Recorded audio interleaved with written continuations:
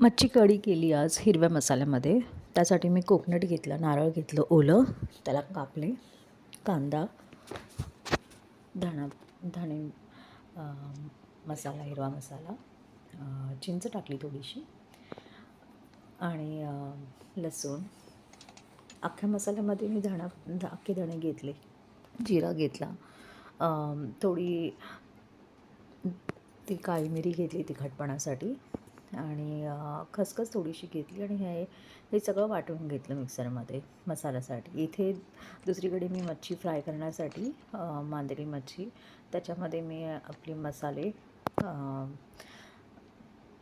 Fish मसाला आणि हळद, धना पावडर टाकून, मीठ टाकून त्याला मॅरिनेशनला साईडला ठेवलं.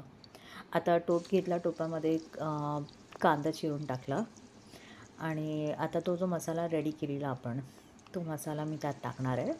आणि हे बघा, त्याला असं चांगलं तेलामध्ये परतून घेणार आहे. कढीपत्ता टाकला आहे मी त्यामध्ये.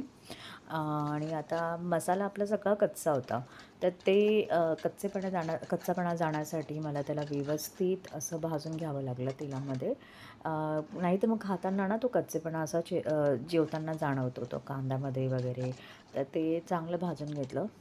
आणि बघा आता तुम्ही बघणार की खूप वेळ मी त्याला असंच मीठ टाकलं थोडंसं आणि पुन्हा झाकण लावून त्याला चांगलं असं तेलामध्ये फ्राय होऊ दिलं. हे पाणी जे तुम्ही बघता तर हे आपलं मसाला वाटलेला ना, त्याचं ते भांड्याचं पाणी होतं, त्याला मी असं धुवून घेतलं. बघा आता तरी आलेली, मगाशी तरी आली तर समजून जायचं की मसाला फ्राय झाला आहे. आता त्यात थोडंसं फिश मसाला टाकला वरतून, तर ते जे एकदम ग्रीन होतं ते आता जरा रेडिश असं दिसतं, पण दॅट्स ओके, कारण अरोमा इतका सुंदर आहे. ऑलरेडी टेम्पटिंग वाटतं मला. असं वाटतं कधी जेवण होणार आणि वेन विल टेस्ट इट. तर टेस्ट एनहान्स करतो मसाला.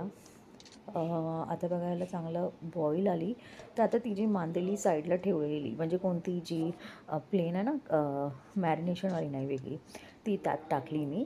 आणि आता त्याला मच्छीला काही मच्छीला शिजण्यासाठी वेळ लागत नाही, ती काय लगेच अशी शिजणार आहे 5 मिनटात. इथे बघा ते साईडला मॅरिनेशनला जी मच्छी ठेवली होती ना फ्राय करण्यासाठी, त्याला मी तांदळाचं पीठ आणि रवा थोडासा मिक्स केला आणि हे बघा फ्राय करून घेतली.